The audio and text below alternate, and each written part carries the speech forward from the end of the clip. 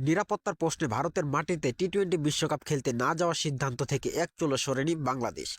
এই এক বাক্যেই দেশের অবস্থান পরিষ্কার করে দিয়েছে যুব ও ক্রীড়া উপদেষ্টা আসিফ নজরুল।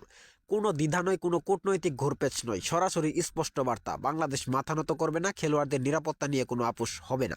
আসিফ নজরুল বলেন, আইসিসি এই ক্ষেত্রে একপাক্ষিক সিদ্ধান্ত নিয়েছে। একটি দেশ যখন স্পষ্টভাবে জানায় খেলোয়াড়দের নিরাপত্তা ঝুঁকির মুখে, তখন সেটাকে কখনোই অজুহাত বলা যায় না। এটা রাষ্ট্রীয় দায়িত্বের প্রশ্ন। তিনি আরও বলেন, বাংলাদেশ কোনো করোনার ক্রিকেট খেলতে আসে না, রক্ত ঘাম লড়াই দিয়েই বাংলাদেশ আজ এই জায়গায় দাঁড়িয়েছে। আর সেই বাংলাদেশকে যদি নিরাপত্তার প্রশ্নে অবহেলা করা হয়, চাপ দিয়ে সিদ্ধান্ত বদলাতে বলা হয়, তাহলে সেটা মেনে নেওয়ার সময় শেষ। এই সিদ্ধান্ত শুধু একটি ক্রিকেট টুর্নামেন্টে না যাওয়ার ঘোষণা নয়, এটি একটি জাতীয় অবস্থান, একটি রাজনৈতিক ও কূটনৈতিক বার্তা।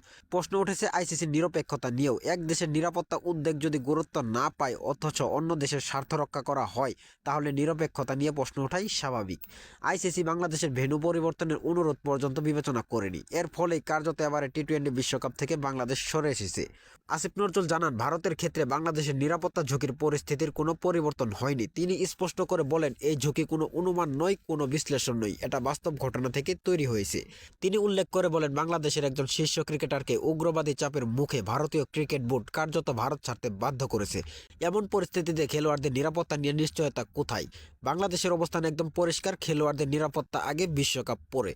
যদি আয়োজক দেশ ও বোর্ড নিরাপত্তা নিশ্চিত করতে ব্যর্থ হয়, তাহলে সেই আয়োজন কতটা বিশ্বমানের সেই প্রশ্ন থাকছেই।